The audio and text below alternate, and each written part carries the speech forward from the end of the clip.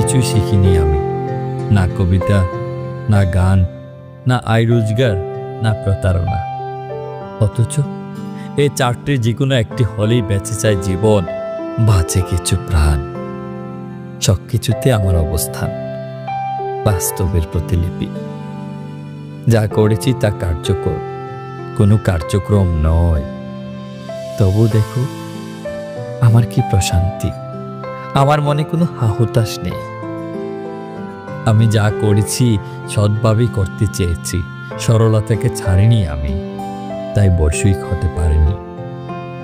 তাতেই আমার সাফল্য, আমার জয়গান।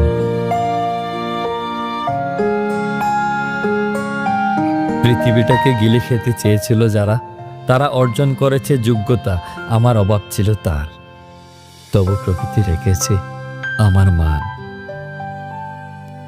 কিছুই শিখিনি আমি, না কবিতা, না গান, না আয় রোজগার, না প্রতারণা।